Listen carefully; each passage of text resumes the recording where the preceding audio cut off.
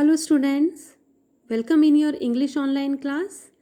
Students, before starting our today's class, I would like to frame some sentences for you and you have to answer them.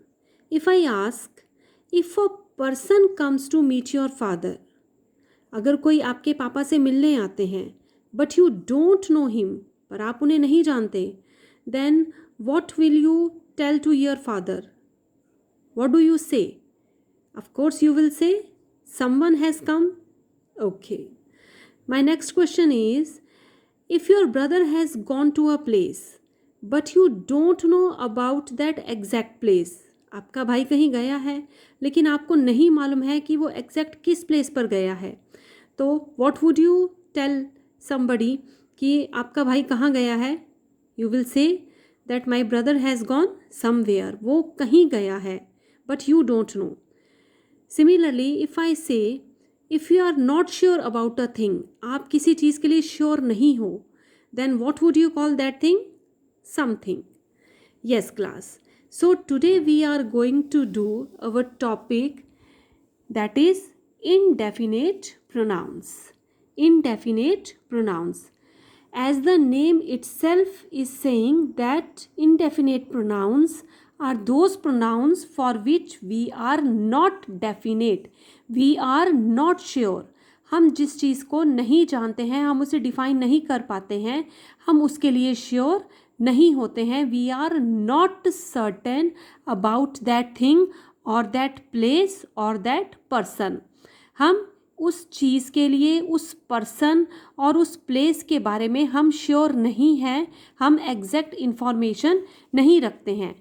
That we called indefinite pronouns.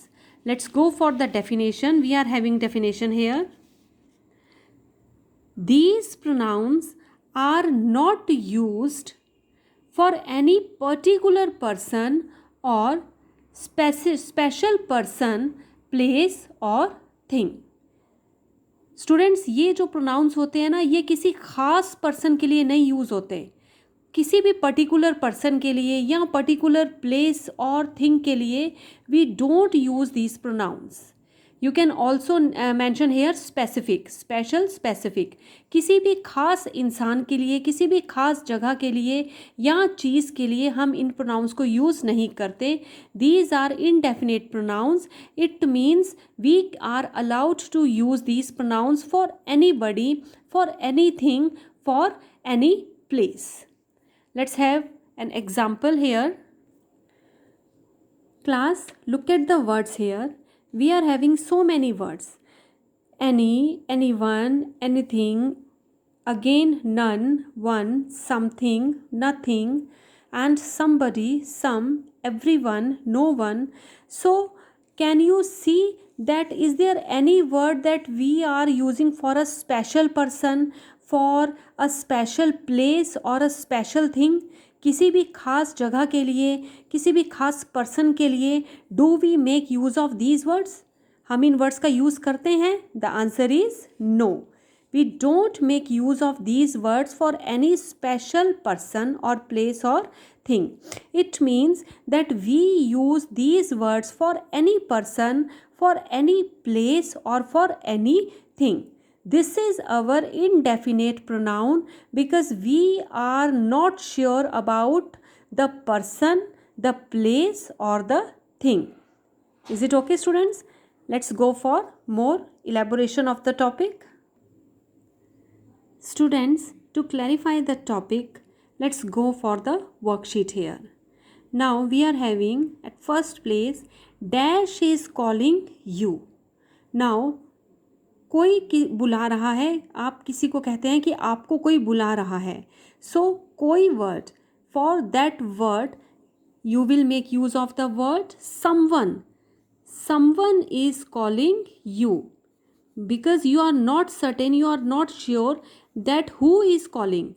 You are uncertain about the person. कोई तुम्हें बुला रहा है. कोई means you are unaware about that person. Next is you can buy dash. You can buy anything. You can apply here the word anything, that is indefinite pronoun. कि तुम कुछ भी खरीद सकते हो. You can buy anything. It means you are not sure about the thing. Next is dash helped the poor. Now if we are saying no one, किसी ने भी गरीब की मदद नहीं की थी. No one helped the poor. Here you can add a poor woman. No one helped the poor woman. किसी ने भी poor woman की help नहीं की थी. Next is dash is possible in this world. So we see dash is possible in this world. इस दुनिया में कुछ भी संभव है, कुछ भी possible है. For that we will make use of the word everything is possible in this world. Everything. You are not specifying that particular thing. कुछ भी possible है. कुछ भी के लिए you will use the word everything. सब कुछ possible है. My father is talking to dash on the phone. My father is talking to somebody, but you don't know who is that person. My father is talking to somebody on the phone. मेरे पापा किसी के साथ phone पर बात कर रहे हैं. You are uncertain about that person.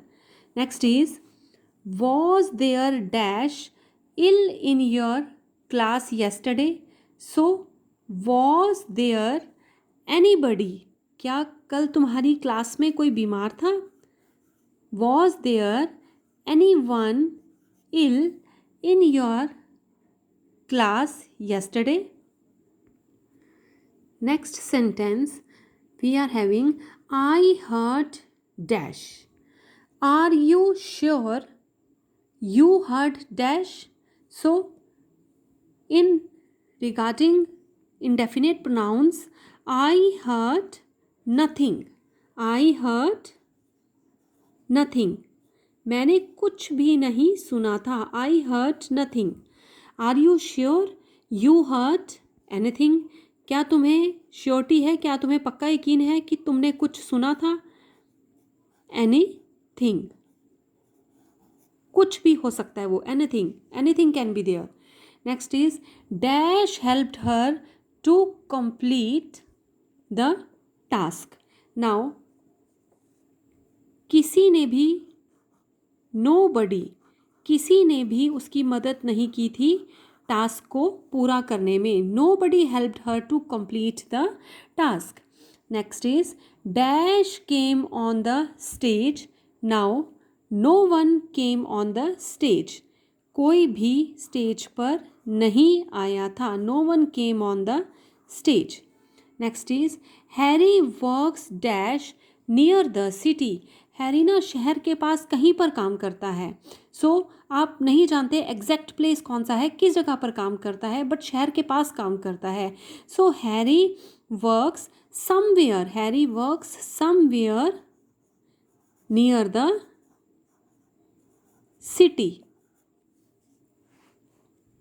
Next है dash were agreed to complete the project. Now some were agreed, कुछ एग्रीड थे प्रोजेक्ट को कंप्लीट करने के लिए. Some people were agreed, so some were agreed to complete the project. Next is dash should mind his own business. Now आप कहते हैं कि सभी को अपने काम से मतलब रखना चाहिए. We shouldn't interfere in others business. So we will use the word one, कि हर एक को अपने काम से मतलब रखना चाहिए. One should mind his own business.